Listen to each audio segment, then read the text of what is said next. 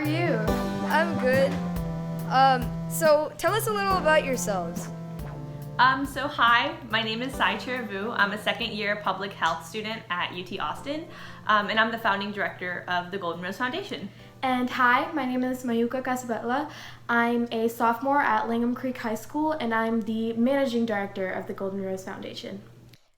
So what kind of work does your organization focus on? So we do a lot of work in India primarily right now, specifically Karnal, India, where we provide menstrual products to the girls in the village, or the village school, well specifically AP Model School in Gospadu, and also Kodmuru, but specifics. So we provide like biodegradable products to them because we also want to focus on sustainability. It's also really important for us. And yeah, so basically we work on sustainability, we work on ending period poverty, and we also like do our work with like local businesses to promote them as well. So, can I have a more detailed explanation of your individual roles? Of course, yeah. So I'm the founding director, which means that I keep in contact with the principals to make sure that like they're getting the products that we're giving them, as well as like any other concerns they want to let us know that we can work on. And I also keep in contact with the company that we work with called Apna Green. So Aruna Auntie is the founder of that company, and we love working with her. So I keep in contact with the principals and her Aruna Auntie, just to make sure all the process is going along. And I also manage, like, since now we have a board of directors, I also like manage like the current projects we have, also planning for future projects and planning them out and all stuff like that. So that's me. Yeah, and as a managing director, my roles are kind of all over the place sometimes. I schedule the meetings, I supervise them, and I also work on designing and creating our social media posts along with one of our graphic designers. So that's me. Why did you start this organization? So I started this organization in 2015. So I didn't know until this year because college has been a great experience in learning about like the different things that can happen in nonprofits. So I took a class. But a lot of things that happen is like a mission or the purpose changes. So when I started in 2015, the initial purpose of the organization was to provide healthcare education to rural like places in India. And it just happened that somehow in 2 years, like the whole dynamic shifted, and I started talking with AP model schools in India, and they were expressing a concern about period poverty, and we just wanted to address that issue. I'm not saying that like primary health education is not important, but this is just a mission, like ending period poverty and providing biodegradable products to these girls was just resonated so much in me that I just really wanted to work on that. And I think everything from there has just been working towards that, and I'm really happy. I think life sometimes gives you a little curveball. You think you're going somewhere, but then it guides you to another place. But I'm thankful for where we are and the work we do. Mm-hmm. So, was there anything you guys learned on the way? Well, yeah, there are actually a lot of things that we've learned along the way, but a really big thing is trust, like the right people to trust and like who to trust. And honestly, that all came from the fact that like we're in a completely different country and continent. Like we don't know all of the things that are going on there, and we can't presume that it's the same here as it is there, because obviously it's not going to be. And finding the right people to like learn this information from was a really big thing, like that we had to face and go through. And like we're so glad that we found the right people, and everybody's been so supportive, and we're really thankful for that. And I think that's like a really big part of this, and this is like one of the big things that like came out of us starting this organization and taking it to India and doing all of this stuff there. Yeah, and kind of to follow up on that, I think one of the biggest things that I learned in the beginning, and I think I'm still learning, is that when you want to address an issue, it's just so much more than just like what it is on the surface level, right? So like an example would be if you wanted to donate books to like a school in India or a school in Africa or anything like that. It's so much more beyond like the idea is good, but you have to think about like the feasibility of it, right? So like, do the students know how to speak English? Is there somewhere that they can like maintain those books? Like, you know, all those things have to, and also like, are you affecting the local economy? And that's something that I had to deal with, especially because the first time that I went to India, I took like period products from here and took them to India. And some of the concerns that the principal brought up was like, oh, these aren't biodegradable, but we really appreciate, they were really thankful for them, but like just something to think about in the future that we've definitely addressed is that we might actually be impacting the economy of the local businesses who are providing the menstrual products themselves, even though they are higher priced. So there's just so much that goes into when you want to address a cause. There's just so much that goes into it that you have to think about. That I think that kind of mindset is something that I've learned as we do these projects. And I really think if you ever think about donating or doing any kind of service work, or if you go on any mission trips or anything like that, that you definitely want to think about like what impact does your work not only have on like that individual school or that individual person, but also the community and like that area as a whole. So that's something I've learned. So how did you find out about this organization, Mayuka? Well, I first found out about this organization back in 2015 when it was actually created. And honestly, from the very beginning, I thought it was an amazing thing to do, an amazing idea. And recently, back in March, Sai reached out to me and she was like, I would really appreciate if you would like to join and help me out. And I'd done some things for the organization in the past, like fundraisers at my school and things. And I thought this would be a great opportunity. And I really felt like their cause and their purpose was something that's worth achieving. And I thought, why not? So since March, I've been pretty much wrapped into all of this. We've been working on it. We've been working pretty hard. So, and I'm really thankful she's part of the team. She's a wonderful person. And what was the process that you went through to create the Golden Rose Foundation? So it was relatively like I guess if you like take out all the documentation, it's pretty simple, as any other 501c nonprofit registered with Texas. But yeah, I mean, it was just a typical process of just a bunch of documentation for it. After like we knew we wanted to have an organization and have it officially in like, serve and actually be like official. Yeah, we kind of just filled out the documentation and then started working from there. And any advice to anyone who wants to start a nonprofit, I know the documentation seems really daunting and like a lot of like random jargon, but I definitely think it's worth it. And there's so many resources out there on the internet that are there to help you like with this documentation. And I definitely say take advantage of it and do it. It's one of the best like experiences you'll ever have. So go for it. Yeah. So I'm sure you guys have done many things in the past 5 years, but what are some current projects that you guys have been working on? So currently we're working with Upna Green, who is our supplier of biodegradable sanitary napkins for the schools in India. And so we're working with them to kind of develop their social media presence, because that was definitely something they were struggling with. So of course it was our first time doing it too, and we've had to learn a lot and come a long way. But yeah, we've been working with their social media, and like the experience we've got from doing that, we've put into our social media, and now like we've definitely like improved a lot and we've come a long way, and it's benefited both of us, and we're still continuing to help them out with their social media platforms right now. Yeah, it's totally brought out a different side of like creativity for us. And if you think about it, it's really cool because it's health promotion basically. And so that's been a whole new experience for like creating designs and making sure that they're branded properly and all of that. So yeah, that's part of our current project. So the beauty of being a nonprofit is that you can do more than just what your mission and copy, because this is part of our mission, right? We want to promote sustainable menstruation, and creating a health promotion social media page for the company that helps us out is definitely a part of that. And we're really excited. This is a new experience for all of us, and we've learned so much. So who else is part of the Golden Rose besides you two? Who are some other members? Cool. So I'm so glad you asked, actually, because there's just two of us here. But we have actually two graphic designers who help us create our posts, and they're also just really good at like idea machines. I tell you, they're so good with giving like any ideas about like the projects that we want to do, or like carrying out any other things.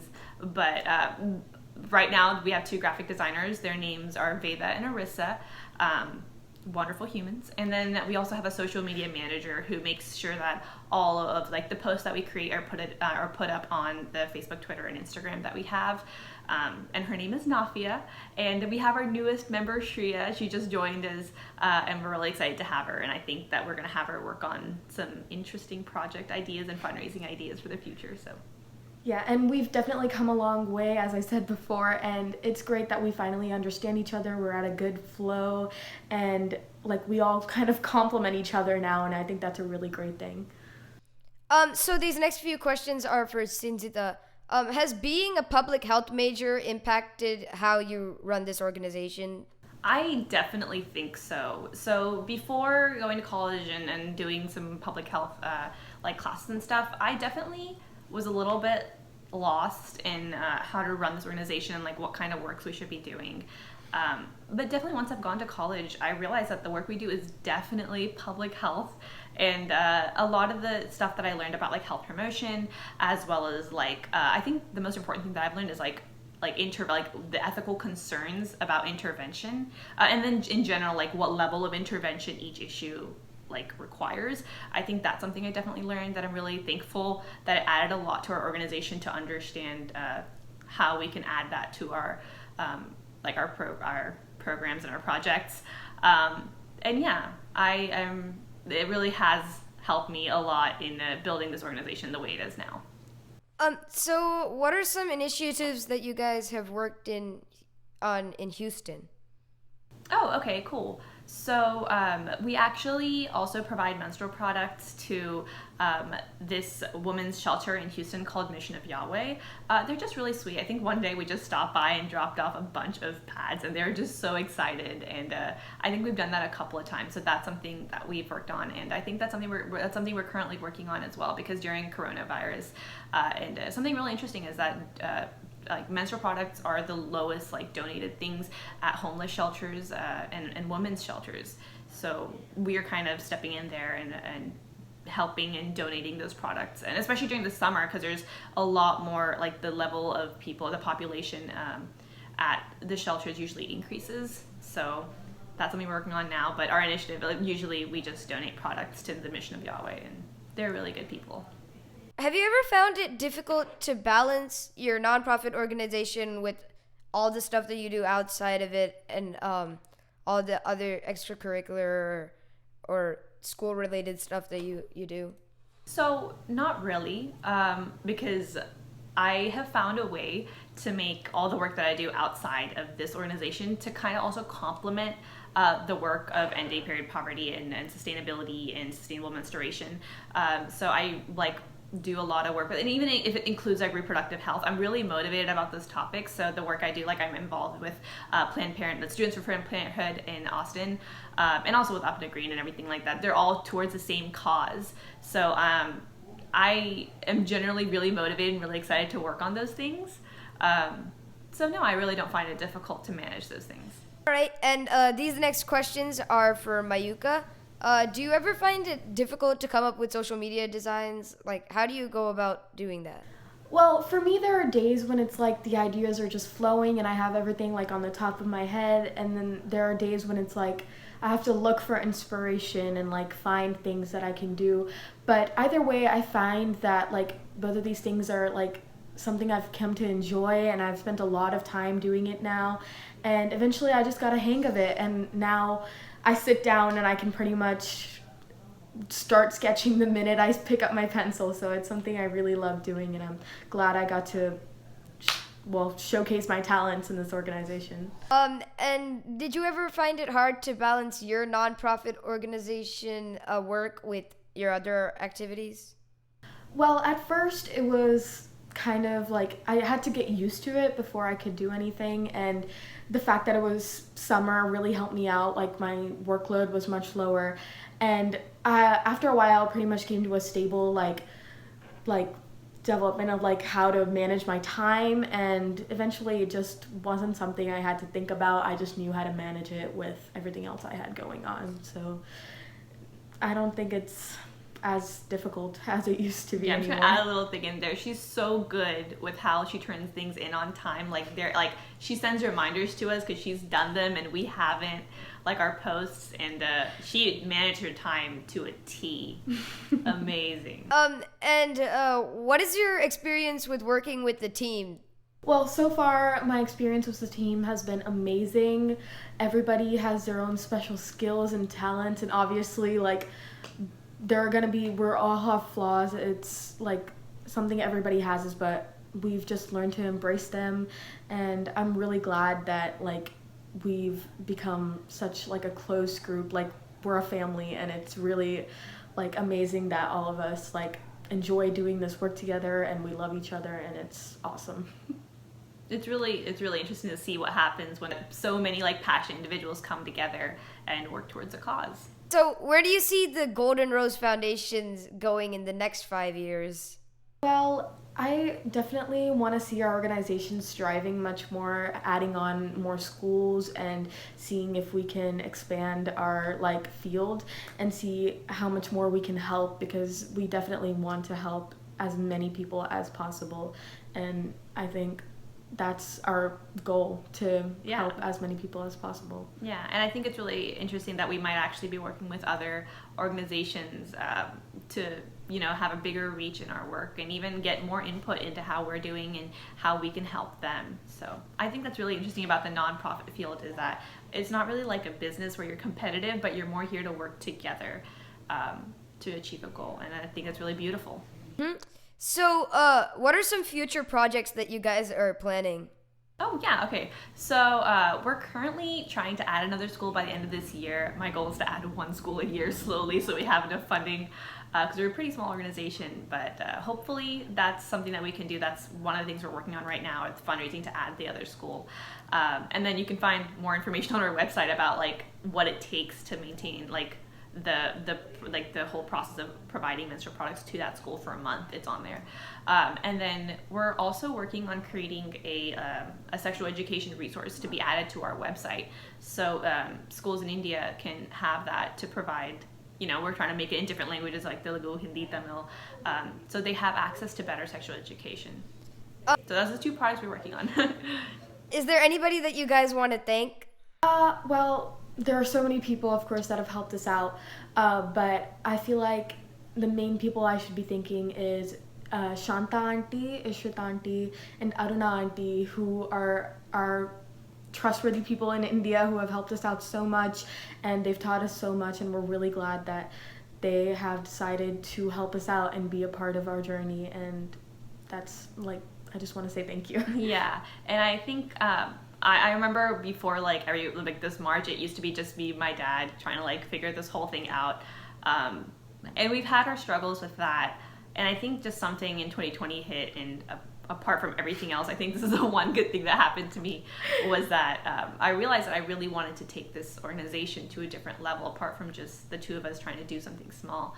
So I am really thankful for the team that has joined us and everyone that supported us, because our mission would not be possible without the people who have helped us out, and especially Arissa, Veda, Navia, Mayuka, and Shreya. And I'm really thankful that they're here to support me and have taken on that passion with me. So I'm really thankful for them. And is there anything else that you want to say? Not much. I just want to thank you so much for giving us this opportunity, and we love your other videos. Yeah, that's it. Yeah, thank you so much for taking the time to talk to us. It's really appreciated. Thank you so much. Thank you guys so much for coming as a guest. Of course, Oh, of course. yeah. Thank you for having us.